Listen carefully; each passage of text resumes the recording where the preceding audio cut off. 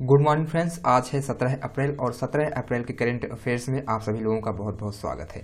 तो रोज़ की तरह हम आज भी डिस्कस करने वाले हैं आप सभी लोगों के सामने मोस्ट इम्पॉर्टेंट करंट अफेयर से रिलेटेड जो भी घटनाएं घटती हैं उन सभी के बारे में। इन सभी करंट अफेयर्स घटनाओं से संबंधित जानकारियों से जो भी मोस्ट इम्पॉर्टेंट स्टैटिक पोर्शन से क्वेश्चंस पुट अप होते हैं आप लोगों के एग्जाम्स में, उन सभी स्टैटिक फैक्ट्स को भी यहाँ पे हम डिस्कस करते हैं। तो चलिए आज की सेशन की ओर बढ़ते हैं और सेशन को शुरू करने से पहले आप लोगों से यही एक रिक्वेस्ट है कि प्लीज़ वीडियो को पूरा देखिएगा और चैनल को भी सब्सक्राइब कर लीजिएगा। दोस्तों में ज़्यादा से ज़्यादा इस वीडियो को शेयर भी कीजिएगा। तो चलिए देखते हैं पहले क्वेश्चन को। फर्स्ट क्वेश्चन है, भारतीय थल सेना ने सियाचिन दिवस कब मनाया है? तो कब मनाया गया है? तो 13 अप्रैल को मनाया गया है सियाचिन दिवस। तो किसने मनाया है? तो इसे भारतीय थल सेना ने मनाया है। बात कर लेते हैं इससे रिलेटेड कुछ मोस्ट इंपॉर्टेंट फैक्ट्स के बारे में। तो सियाचिन जो है यह जम्मू कश्मीर राज्य में स्थित है। नेक्स्ट पॉइंट है, 13 अप्रैल 1984 को भारतीय सेना ने दुनिया की सबसे बड़े ग्लेशियरों में शुमार सियाचिन पर कंट्रोल हासिल कर लिया था। इसलिए भारतीय सेना के साहस को याद करने के लिए सियाचिन दिवस मनाया जाता है। आई होप यहाँ पे चीज़ें आप लोगों को क्लियर हुई होंगी क्यों मनाया जाता है। तो 13 अप्रैल को हुआ क्या था कि भारतीय सेना ने जो है दुनिया का सबसे ऊंचा ग्लेशियर कौन है, तो यह जो सियाचिन ग्लेशियर है इस पर अपना कंट्रोल कर लिया था। तो इसी जीत के उपलक्ष्य में जो है 13 अप्रैल 1984 को मनाया जाता है सियाचिन ग्लेशियर दिवस।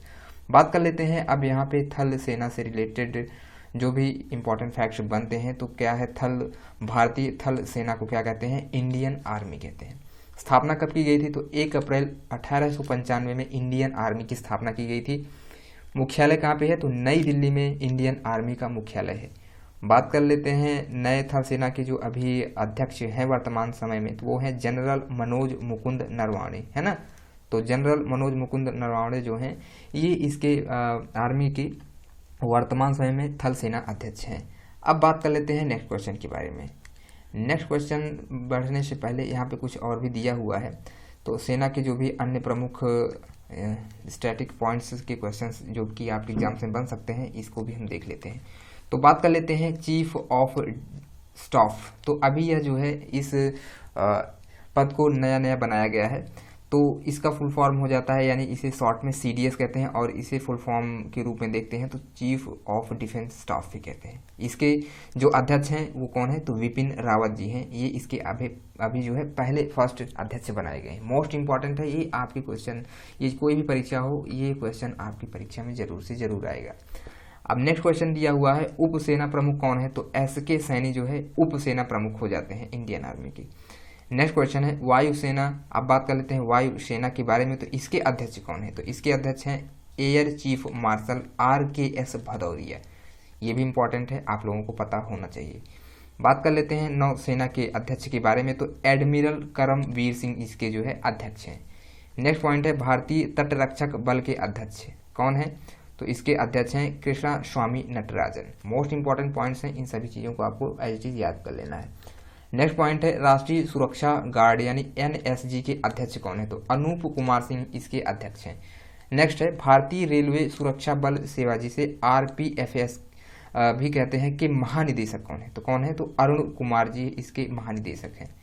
नेक्स्ट पॉइंट यहाँ पे दिया हुआ है केंद्रीय औद्योगिक या सुरक्षा बल जिसे कहते हैं CISF के अध्यक्ष तो कौन है? तो राजेश रंजन जो है ये केंद्रीय औद्योगिक सुरक्षा बल के अध्यक्ष हैं। नेक्स्ट पॉइंट है केंद्रीय रिजर्व पुलिस बल जिसे CRPF कहते हैं के अध्यक्ष कौन है? तो आनंद प्रकाश माहेश्वरी इसके यानी CRPF के अध्यक्ष हैं। नेक्स्ट पॉइंट है सशस्त्र सीमा बल यानी SSB के महानिदेशक कौन है? तो कुमार राजेश चंद्र जी जो हैं सशस्त्र सीमा बल के महानिदेशक हो जाते हैं। बढ़ते हैं आगे और आज का नेक्स्ट क्वेश्चन होने वाला है हमारा, किस राष्ट्रीय उद्यान में जानवरों के लिए भारत में पहली संगरोधन यानी क्वारंटाइन सुविधा की स्थापना की गई? तो कहाँ पे? तो जिम कॉर्बेट पार्क में, यानी ऑप्शन नंबर यहाँ पे A बिल्कुल करेक्ट हो जाएगा। चलिए देख लेते हैं कुछ इंपॉर्टेंट पॉइंट्स को यहाँ पे डिस्कस कर लेते हैं। तो जिम कॉर्बेट नेशनल पार्क की बात हो ही गई है, तो यह कहाँ पे है? तो यह उत्तराखंड में स्थित है।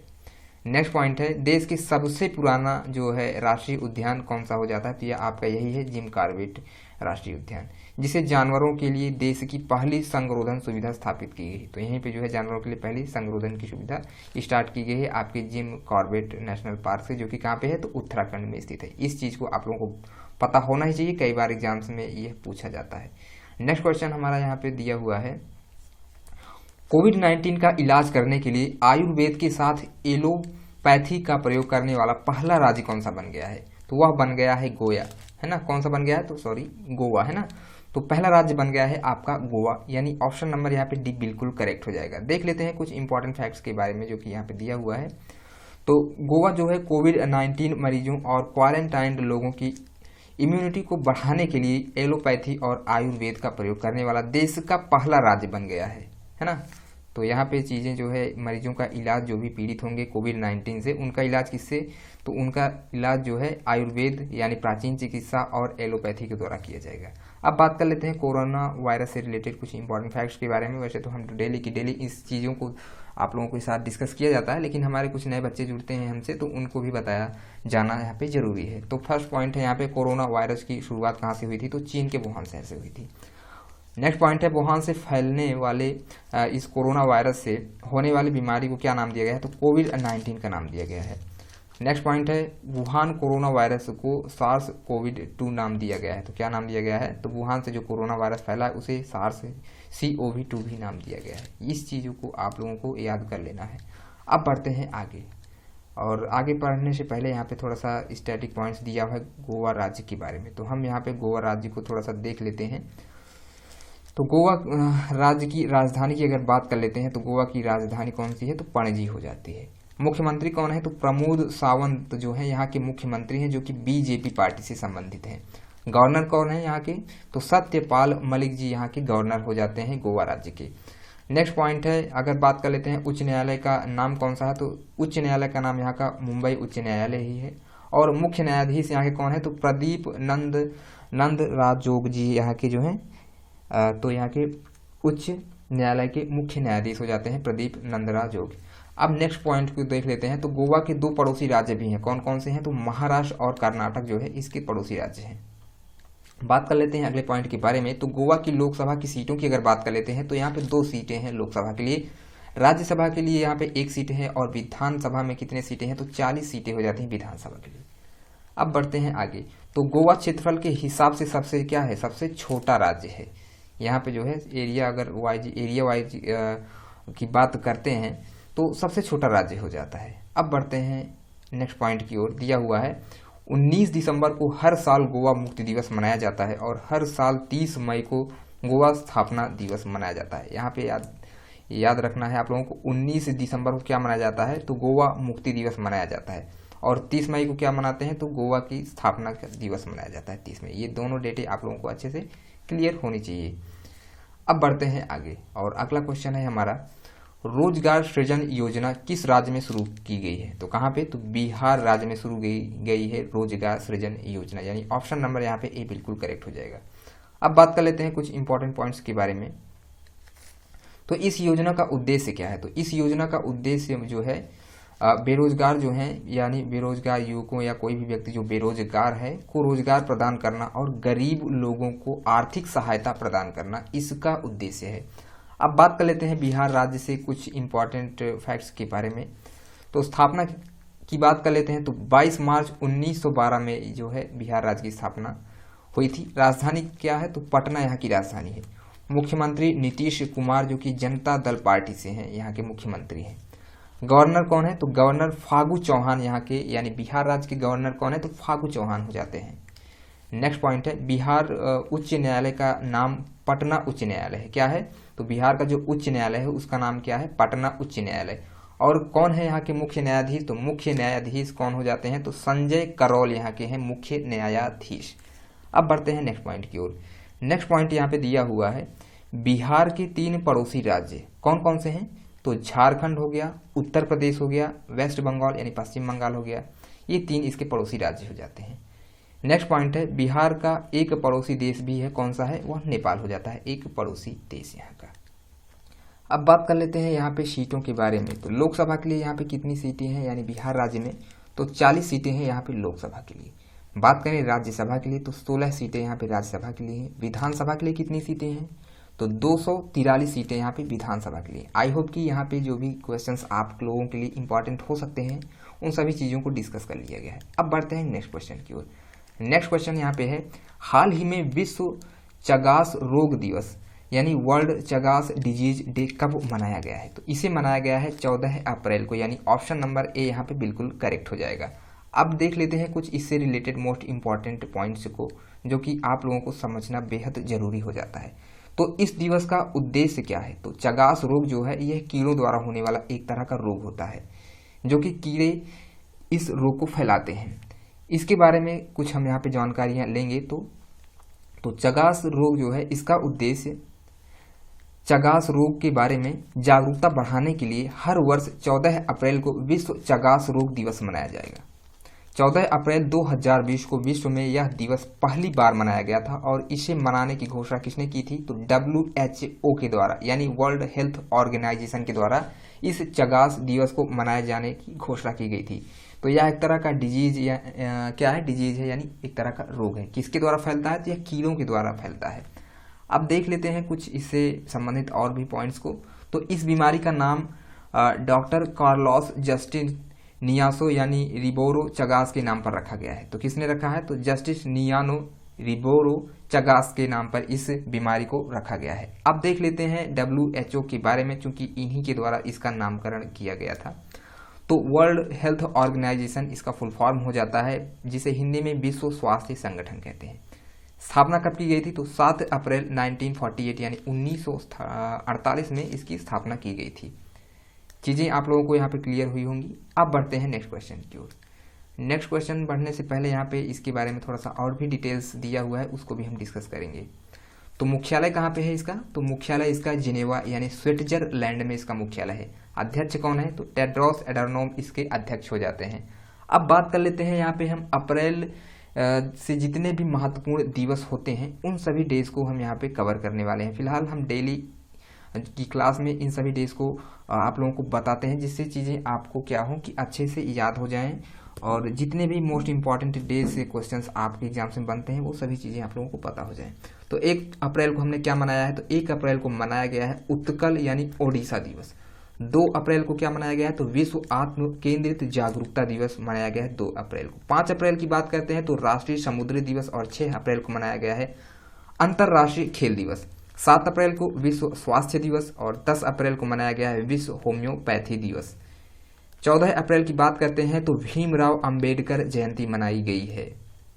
नेक्स्ट पॉइंट है 18 अप्रैल, तो 18 अप्रैल को मनाया गया है विश्व विरासत दिवस। बात करें 21 अप्रैल की तो सिविल सेवा दिवस मनाया जाता है 21 अप्रैल को। 22 अप्रैल को मनाया जाता है विश्व पृथ्वी दिवस, मोस्ट इंपॉर्टेंट है, कई बार एग्जाम्स में आया है ये क्वेश्चन। 23 अप्रैल को मनाया जाता है विश्व पुस्तक एवं कॉपीराइट दिवस। 24 अप्रैल को राष्ट्रीय पंचायती दिवस और 25 अप्रैल को मनाया जाता है विश्व मलेरिया दिवस। बात कर लेते हैं 29 अप्रैल की, तो मनाया जाता है अंतर्राष्ट्रीय नृत्य दिवस। तो हमारे यहाँ पे जो भी अप्रैल मंथ से मोस्ट इंपॉर्टेंट डेज थे उन सभी डेज को हमने यहाँ पे देख लिया है। अब बढ़ते हैं नेक्स्ट क्वेश्चन की ओर। नेक्स्ट क्वेश्चन यहाँ पे दिया हुआ है, हाल ही में विरूपाक्ष मित्रा किस बैंक के MD एंड CEO नियुक्त हुए हैं, तो यूनियन बैंक ऑफ इंडिया के MD एंड CEO नियुक्त किए गए हैं विरूपाक्ष मित्रा, यानी ऑप्शन नंबर ए यहाँ पे बिल्कुल करेक्ट हो जाएगा। देख लेते हैं कुछ यूनियन बैंक से रिलेटेड इंपॉर्टेंट फैक्ट्स की। तो स्थापना कब की गई थी यूनियन बैंक की, तो इसकी स्थापना की गई थी 11 नवंबर 1919 में। मुख्यालय इसका मुंबई में है। तो यहाँ पे चीज़ें आप लोगों को बता दी गई हैं। अब बढ़ते हैं नेक्स्ट क्वेश्चन की ओर। नेक्स्ट क्वेश्चन यहाँ पे दिया हुआ है, भारत की पहली दूरस्थ स्वास्थ्य निगरानी प्रणाली किस शहर में स्थापित की गई है, तो यह स्थापित की गई है ऋषिकेश, यानी ऑप्शन नंबर यहाँ पे सी बिल्कुल करेक्ट हो जाएगा। देख लेते हैं कुछ इंपॉर्टेंट पॉइंट के बारे में। तो ये जो आपका ऋषिकेश है यह कहाँ पे पड़ता है, तो यह उत्तराखंड राज्य में स्थित है। नेक्स्ट पॉइंट है, कोविड-19 रोगियों की निगरानी के लिए इस प्रणाली का इस्तेमाल कहाँ पे किया जाएगा, तो ऋषिकेश में किया जाएगा। नेक्स्ट पॉइंट है, यह प्रणाली डॉक्टरों को दूर रहकर रोगियों के शरीर का तापमान और ऑक्सीजन की निगरानी करने में सक्षम बनाएगा, है ना। तो बहुत ही अच्छी यह टेक्निक है, क्योंकि जो भी डॉक्टर्स वगैरह इलाज कर रहे हैं कुछ मरीजों का जो कि कोविड-19 से पीड़ित हैं, तो डॉक्टर्स भी संक्रमित हो जा रहे हैं, तो इन सभी डॉक्टरों के लिए ये बहुत ही बेहतर टेक्निक साबित होने वाली है ना। अब देख लेते हैं आगे। नेक्स्ट क्वेश्चन है यहाँ पे, भारत सरकार ने 20 लाख खुदरा दुकानों की श्रृंखला किस नाम से शुरू करने की घोषणा की है? तो किस नाम से शुरू किया जाएगा इस प्रोग्राम को? तो सुरक्षा स्टोर के नाम से, यानी ऑप्शन नंबर यहाँ पे ए बिल्कुल करेक्ट हो जाएगा। अब बात कर लेते हैं इससे रिलेटेड कुछ इंपॉर्टेंट पॉइंट्स के बारे में। तो सुरक्षा स्टोर में दुकानदार लॉकडाउन से जुड़े नियमों का सख्ती से पालन करते हुए लोगों को जरूरतमंद जो भी सामान होंगे वो पहुंचाएंगे, है ना, यानी जरूरत का सामान दिया जाएगा इसके तहत। चलिए देखते हैं आगे। अगला क्वेश्चन यहाँ पे दिया हुआ है, डिजिटल स्टेथोस्कोप आयु सिंक यानी डिजिटल स्टेथोस्कोप आयु सिंक किस आईआईटी ने विकसित किया है? तो किसके द्वारा बनाया गया है यह डिजिटल स्टेथोस्कोप आई सिंक? तो इसको बनाया गया है आईआईटी बॉम्बे के द्वारा, यानी ऑप्शन नंबर यहाँ पे भी बिल्कुल करेक्ट हो जाएगा। देख लेते हैं कुछ इंपॉर्टेंट पॉइंट्स के बारे में यहाँ पे जो कि दिया हुआ है। आईआईटी बॉम्बे ने कोविड-19 संक्रमित मरीजों की जांच के लिए आयु सिंक नामक एक नया डिजिटल स्टेथोस्कोप विकसित किया है। इसमें डॉक्टर पेशेंट के पास नहीं जाएंगे और डिजिटल स्टेथोस्कोप यानी आयु सिंक दूर से ही व्यक्ति की धड़कन को माप सकता है ना। तो यानी कि ये जो है दूर से ही जो भी मरीज होंगे उनकी हालत को आराम से क्लियर कर लेगा, यानी उनके हृदय की धड़कन जो भी है उसको नाप सकता है इस आयु सिंक ऐप के द्वारा, है ना। नेक्स्ट पॉइंट है, अब विकसित किया है आईआईटी बॉम्बे ने इस स्टेथोस्कोप को। तो बात कर लेते हैं इसके बारे में। तो आईआईटी बॉम्बे, इसका फुल फॉर्म की बात करें तो क्या हो जाता है, Indian institute of technology Bombay, जिसे हिंदी में भारतीय प्रौद्योगिकी संस्थान कहते हैं। अब बात कर लेते हैं नेक्स्ट क्वेश्चन की। तो नेक्स्ट क्वेश्चन यहाँ पे दिया हुआ है, भोगापुरम अंतर्राष्ट्रीय हवाई अड्डा किस राज्य में बनाया जाएगा? तो यह बनाया जाएगा आंध्र प्रदेश में, यानी ऑप्शन नंबर यहाँ पे बी बिल्कुल करेक्ट हो जाएगा। तो भोगापुरम अंतर्राष्ट्रीय हवाई अड्डे का निर्माण किया जा रहा है आंध्र प्रदेश राज्य में। देख लेते हैं कुछ आंध्र प्रदेश से रिलेटेड अब इम्पोर्टेंट पॉइंट्स के बारे में। तो राजधानी यहाँ की अमरावती जो कि हैदराबाद है ना है, और मुख्यमंत्री की बात कर लेते हैं तो वाईएस जगनमोहन रेड्डी जो कि वाईएसआर कांग्रेस पार्टी से हैं, यहाँ के मुख्यमंत्री हैं। गवर्नर कौन है? तो यहाँ के गवर्नर की अगर बात करें तो विश्वभूषण हरिचंदन जी यहाँ के गवर्नर हो जाते हैं आंध्र प्रदेश की। आंध्र प्रदेश के उच्च न्यायालय का जो मुख्य न्यायाधीश हैं वो कौन है? तो जितेंद्र कुमार माहेश्वरी हो जाते हैं मुख्य न्यायाधीश आंध्र प्रदेश राज्य के। आंध्र प्रदेश के कितने पड़ोसी राज्य हैं? तो 5 पड़ोसी राज्य हैं इस आंध्र प्रदेश के। कौन कौन से हैं? तो ओडिशा हो गया, छत्तीसगढ़, कर्नाटक, तमिलनाडु, तेलंगाना, है ना। तो ये 5 स्टेट्स इसके पड़ोसी राज्य हैं आंध्र प्रदेश के। नेक्स्ट पॉइंट है, यहाँ पे बात कर लेते हैं लोकसभा की कितनी सीटें हैं? तो 25 सीटें हो जाती हैं लोकसभा के लिए। बात करेंगे राज्यसभा के लिए तो कितनी सीटें हैं? तो 11 सीटें हैं राज्यसभा के लिए। विधानसभा के लिए 175 सीटें हैं आंध्र प्रदेश में। नेक्स्ट पॉइंट है, आंध्र प्रदेश के श्रीहरिकोटा में सतीश धवन स्पेस सेंटर स्थित है। तो ये मोस्ट इंपॉर्टेंट पॉइंट है, इस पॉइंट को आप लोगों को पता होना चाहिए। जो सतीश धवन स्पेस सेंटर है, यहाँ से जो है रॉकेट्स वगैरह जो भी लॉन्च किए जाते हैं इसी सतीश धवन स्पेस सेंटर से ही लॉन्च किए जाते हैं। कहाँ पे है? तो यह भी आंध्र प्रदेश के श्रीकोटा में ही है। नेक्स्ट पॉइंट है, कोलेरू झील और पुलिकट झील कहाँ पे है? तो यह आंध्र प्रदेश की प्रमुख झीलें हो जाती हैं। तो कोलेरू और पुलिकट मोस्ट इंपॉर्टेंट झीलें हैं। अब देखते हैं आगे। नेक्स्ट पॉइंट दिया हुआ है, नागार्जुन सागर बांध। बहुत ज़्यादा ये एग्जाम्स में पूछा जाता है, नागार्जुन सागर बांध कहाँ पे है? तो यह कहाँ पे है? तो यह आपका आंध्र प्रदेश में पड़ता है। किस नदी पर नागार्जुन सागर बांध बना हुआ है? तो यह बना हुआ है कृष्णा नदी पर। नेक्स्ट पॉइंट है, नागार्जुन सागर टाइगर रिजर्व जो है यह भी कहाँ पे है? तो यह आंध्र प्रदेश में स्थित है। यह एक टाइगर रिजर्व है नागार्जुन सागर। नेक्स्ट पॉइंट है, गुजरात के बाद आंध्र प्रदेश की समुद्री तट रेखा जो है क्या है? तो वह दूसरी सबसे लंबी है। तो यानी कि आंध्र प्रदेश की जो समुद्री तट रेखा है, सबसे फर्स्ट जो है गुजरात की समुद्री तट रेखा आती है एंड सेकेंड नंबर पे आपका आता है आंध्र प्रदेश। यहाँ पे चीज़ें आप लोगों को अच्छे से बता दी गई हैं दोस्तों। अगर आप लोगों को वीडियो पसंद आ रहा हो तो प्लीज़ चैनल को सब्सक्राइब कर लीजिएगा, दोस्तों में ज़्यादा से ज़्यादा शेयर कीजिएगा। बढ़ते हैं नेक्स्ट क्वेश्चन की ओर। नेक्स्ट क्वेश्चन है, कौन सा देश 2020 एशियाई मुक्केबाजी चैंपियनशिप की मेजबानी करेगा? तो यह करेगा भारत, यानी ऑप्शन नंबर यहाँ पे भी बिल्कुल करेक्ट हो जाएगा। तो भारत 2020 नवंबर दिसंबर में महिला और पुरुष एशियाई मुक्केबाजी की चैंपियनशिप की मेजबानी करेगा। चलिए यहाँ पे हमने देख लिया है इस क्वेश्चन को, और आज का लास्ट क्वेश्चन हम यहाँ पे देखने वाले हैं। लास्ट क्वेश्चन हो जाता है आपका, हाल ही में M.K. अर्जुन का निधन हुआ है, उनका संबंध किस क्षेत्र से था? तो M.K. अर्जुनन जो थे यह गायक थे, यानी ऑप्शन नंबर यहाँ पे C बिल्कुल करेक्ट हो जाएगा। तो इनका अभी हाल ही में निधन हो गया है ना। तो यह M.K. अर्जुनन क्या थे? तो यह एक भारतीय गायक थे। आज के लिए दोस्तों इतना ही।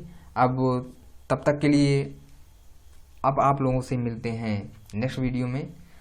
इजाज़त दीजिए, और चैनल को सब्सक्राइब जरूर से ज़रूर कर लीजिएगा। अपने दोस्तों में वीडियो को ज़्यादा से ज़्यादा शेयर कीजिए, जिससे हम आप लोगों के लिए थोड़ा सा और कंटेंट अच्छा सा ला सकें। और भी वीडियोस आप लोगों के लिए अपलोड की जाएंगी, लेकिन क्या है कि अभी कोरोना वायरस का प्रकोप जारी है, तो बच्चे जो है थोड़ा सा इंटरेस्ट अपना पढ़ाई में नहीं दिखा रहे हैं। इस वजह से थोड़ा सा हम लोग भी एफर्ट अपना कम लगा रहे हैं। अगर आप लोग कमेंट करेंगे और आप लोगों को रुचि होगी तो हम उन सभी टॉपिक्स पर भी वीडियो बनाएंगे। तो चलिए फिर मिलते हैं नेक्स्ट वीडियो में। तब तक के लिए जय हिंद, जय भारत।